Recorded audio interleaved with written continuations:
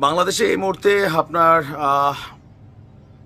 দুইটা সরকার কানেক্টেড, একটা অনলাইন সরকার, একটা অফলাইন সরকার।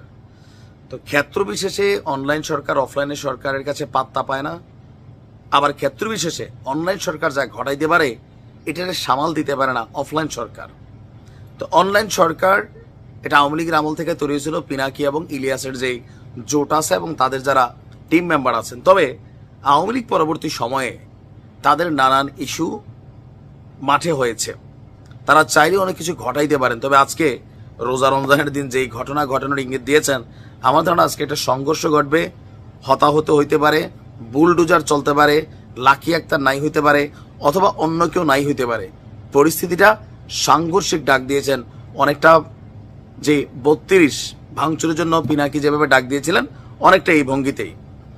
একটা প্রোগ্রামকে কেন্দ্র করে পাল্টাপাল্টি অবস্থান আমরা দেখছি।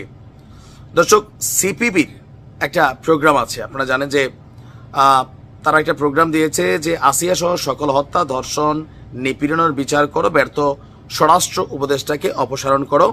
একটা গণমিছিল তারা ব্যবস্থা করেছে, যেখানে আপনার উদ্যোগে বাংলাদেশ ছাত্র ইউনিয়ন, বাংলাদেশ যুব ইউনিয়ন, সমাজতান্ত্রিক ছাত্র ফ্রন্ট, বাংলাদেশ ছাত্রলীগ, বিসিএল, পাহাড়ি ছাত্র পরিষদ, বাংলাদেশ উদীচী শিল্পী গোষ্ঠী, চারণ সংস্কৃতি কেন্দ্র, কেন্দ্রীয় খেলাঘর আসর, সমাজতান্ত্রিক মহিলা ফোরাম, বাংলাদেশ ক্ষেত মজুর সমিতি, তারপর হচ্ছে বাংলাদেশ ট্রেড ইউনিয়ন কেন্দ্র TUC, তারা একটা প্রোগ্রামের আয়োজন করতে যাচ্ছে। এইটাকে ঠেকাতে পাল্টা ইনকিলাব মঞ্চের একটা প্রোগ্রাম দিয়েছে আজকে আপনার পিনাকিদা। তো তিনি একটা স্ট্যাটাস দিয়েছেন, মুহূর্তে ভাইরাল। তিনি লিখছেন, আজকে এই কর্মসূচিটা সিপিবির আকাশ, রুহিন হোসেন প্রিন্সদের ফ্রাকশনের সংগঠনগুলো মিলে, সাথে বাসদ মানে বজলুর রশিদ ফিরোজের এবং জনসংহতি সমিতি সন্তুল আরমাকে নিয়ে আয়োজন করেছে। সম্মুখে রাখা হয়েছে লাকি আক্তারকে। আপনারা জানেন যে শাহবাগের লাকিকে নিয়ে এই মুহূর্তে তোলপাড়। তো পিনাকি বলছেন যে আজকে গণ অভ্যুত্থানের পক্ষের শক্তিগুলো মিলে, বুঝছেন, গণহারে ডাক দিছে। আর এটাতে মানুষ হবে আমি জানি, কারণ এমন এমন ইস্যু যেগুলো আওয়ামী লীগের সাথে খুবই কানেক্টেড ছিল, যেমন ধরেন এই লাকি ইস্যু, শাহবাগ ইস্যু, এটা জামাত শিবির তারপর আরো অনেকের সাথে খুবই সংশ্লিষ্ট, কিন্তু স্পর্শকাতর ইস্যু। এখানে মানুষ অটোমেটিক আসবে। আচ্ছা, তো তিনি বলছেন গণ অভ্যুত্থানের পক্ষের শক্তিগুলো মিলে সকাল 10:30টায় পুরানা পল্টনে সিপিবি অফিসের সামনে শান্তিপূর্ণভাবে ঘেরাও করব। মানে এই প্রোগ্রাম চলাকালীন তাদের ঘেরাও করবে সম্ভবত। এবং গত 15 বছর শেখ হাসিনার দালালির এবং গণজাগরণ মঞ্চে অংশগ্রহণের জন্য গণ জবাবদিহিতা চাইব।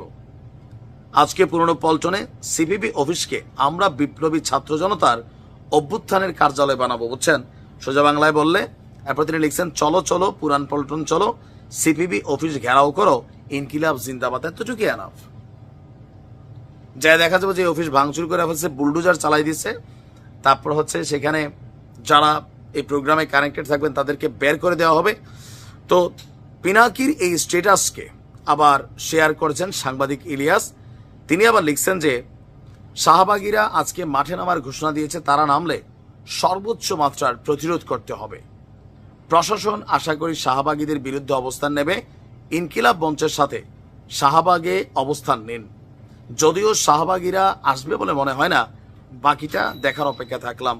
তো এই যে সাংঘর্ষিক, শাহবাগীরা বলছে তারা আসবে, তবে যাই ঘটবে ভালো হবে না। আরেকটা অস্থিতিশীল পরিস্থিতি তৈরি হবে, সারা পৃথিবী দেখবে, জানি না কি হয়, তবে কিছু একটা ঘটতে যাচ্ছে আজকে। ভালো থাকুন।